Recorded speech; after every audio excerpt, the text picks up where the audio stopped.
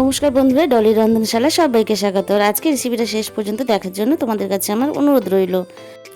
আজকে রেসিপি বানানোর জন্য আমি এখানে লম্বা করে এইভাবে ঝিঙে কেটে নিয়েছি, আর লম্বা লম্বা করে আলু কেটে নিয়েছি, আর নিয়েছি গাঁটি কচু। আর এদিকে আমি নিয়েছি কাতলা মাছের কয়েকটা পেটি। এর মধ্যে দিয়ে দিলাম স্বাদ মতো লবণ, আর দিয়ে দিলাম হলুদ গুঁড়ো। এবারে কাতলা মাছের এই পেটিগুলোকে আমি খুব ভালোভাবে নুন হলুদ মাখিয়ে নেব। তেলটা খুব ভালোভাবে গরম হয়ে যাওয়ার পরে আমি মাছগুলোকে এইভাবে একে একে তেলের মধ্যে ছেড়ে দেব।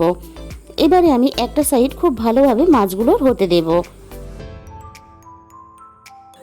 মাছগুলোর খুব ভালোভাবে একটা সাইড হয়ে যাওয়ার পরে আমি অপর সাইডটা এইভাবে উল্টে পাল্টে ভেজে নেব। মাছগুলোর আমার দুটো সাইড খুব সুন্দর করে এইভাবে লাল লাল করে ভাজা হয়ে গেছে। এবারে মাছগুলো আমি তেলে থেকে তুলে নেব। বন্ধুরা, আজকে রেসিপিটা শেষ পর্যন্ত দেখে যদি তোমাদের ভালো লেগে থাকে অবশ্যই ভিডিওতে একটা লাইক করো, আর প্রচুর প্রচুর শেয়ার করো। আর যে সমস্ত বন্ধুরা আমার চ্যানেলটা নতুন এসেছে তাদের কাছে আমার অনুরোধ রইল আমার চ্যানেলটাকে সাবস্ক্রাইব করে পাশে থাকার জন্য। এরপর এই একই তেলের মধ্যে আমি দিয়ে দিলাম আলুটা এইভাবে নাড়াচাড়া করে আমি একটু ভেজে নেব। তারপরে আমি এর মধ্যে গাঁটি কচুগুলো দিয়ে দিলাম। গাঁটি কচু আর আলু এবার আমি একসাথে আবারও নাড়াচাড়া করে ভেজে নেব। এরপর আমি এখানে দিয়ে দিলাম স্বাদ মতো লবণ। এরপর আমি আবারও নাড়াচাড়া করে আলু আর গাঁটি কচু একসাথে ভেজে নেব। গাঁটি কচু আর আলুগুলো আমার লাল লাল করে ভাজা হয়ে গেছে। এবার আমি তেল থেকে তুলে নেব। তেল থেকে আমি সমস্ত আলু আর কচুগুলো এইভাবে তুলে নিলাম। এরপর ওই একই তেলের মধ্যে ফোড়নে দিয়ে দিলাম অল্প একটু গোটা জিরে আর একটা ছোট সাইজের পেঁয়াজ কুচি। এখানে আমি খুব বেশি পেঁয়াজটা ব্যবহার করলাম না, কারণ ঝোলটা একটু আমি পাতলা পাতলা রাখবো। আর আমি এখানে দিয়ে দিলাম আদা ও টমেটো বাটা। এরপর আমি আবারও স্বাদ মতো লবণ দিয়ে দিলাম। এবার খুব ভালোভাবে সমস্ত কিছু আমি কষিয়ে নেব। এখানে আমার পেঁয়াজ আর টমেটোটা খুব সুন্দর করে কষানো হয়ে গেছে। এরপর আমি এখানে দিয়ে দিলাম 1 চামচের একটু কম হলুদ গুঁড়ো, 1 চামচ জিরে গুঁড়ো, আর দিয়ে দিলাম এখানে কালারের জন্য 1/2 চামচের একটু কম কাশ্মীরি লঙ্কার গুঁড়ো। এবার মশলাটা আমি খুব ভালোভাবে কষিয়ে নেব। আমি এখানে মশলাটা যাতে না পুড়ে যায় তার জন্য মিক্সির বাটি ধোয়া জল একটু দিয়ে দিলাম। জল দেওয়ার পরে মশলাটা আমি আবারও একটু কষিয়ে নিলাম। এবারে কষানো মশলার মধ্যে আমি কেটে রাখা ঝিঙেগুলো দিয়ে দিলাম।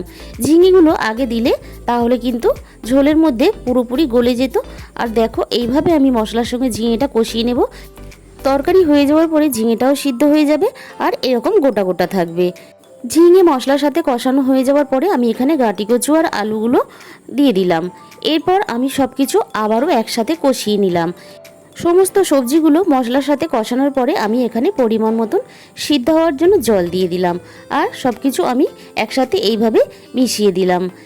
এরপর আমি সিদ্ধ হওয়ার জন্য ঢাকা দিয়ে দেবো মিনিট 15-20 পরে আমি ঢাকা খুলে চেক করে নেব আলু আর গাঁটি কচু সমস্ত কিছু সিদ্ধ হয়েছে কিনা। এখানে আমার আলু গাঁটি কচু সব কিছু খুব ভালোভাবে সিদ্ধ হয়ে গেছে। আর দেখো, ঝিঙেটাও কিন্তু খুব ভালোভাবে সিদ্ধ হয়ে গেছে। সমস্ত কিছু সিদ্ধ হয়ে যাওয়ার পরে আমি এখানে মাছগুলো দিয়ে দিলাম। এবার মাছগুলো আমি ঝোলের সাথে খুব ভালোভাবে এইভাবে আমি মিশিয়ে দেব আর একটু ফুটতে দেব। এদিকে আমি একটা মশলা বানিয়ে নেব। মিক্সির জারের মধ্যে আমি প্রথমেই দিয়ে দিলাম 1 চামচ কালো সর্ষে ও 1/2 চামচের মতন কালো জিরে, আর ঝালের জন্য 2টো কাঁচা লঙ্কা। এখানে তোমরা ঝালটা নিজেদের মতন করে ব্যবহার করবে। এখানে প্রথমে আমি সব কিছু শুকনোভাবে ঘুরিয়ে নিয়েছিলাম। এরপর সামান্য জল দিয়ে খুব ভালোভাবে পেস্ট বানিয়ে নিলাম। এবারে আমি এই মশলাটা তরকারির মধ্যে দিয়ে দিলাম। বাটা মশলাটা ঝোলে দেওয়ার পরে আমি ঝোলের সাথে খুব ভালোভাবে এইভাবে মিশিয়ে দেব। আর এখানে আমি 2 থেকে 3 মিনিট এইভাবে ফুটতে দেব। এখানে কিন্তু খুব বেশিক্ষণ ফোটানোর কোনো প্রয়োজন নেই। মাছের ঝোল আমার এইভাবে খুব সুন্দর করে রেডি হয়ে গেছে। এবারে আমি নামিয়ে নিলাম। আজকে তাহলে এই পর্যন্ত, দেখা হবে অন্য কোনো রেসিপির সাথে। সবাই ভালো থাকবে, সুস্থ থাকবে, সাবধানে থাকবে।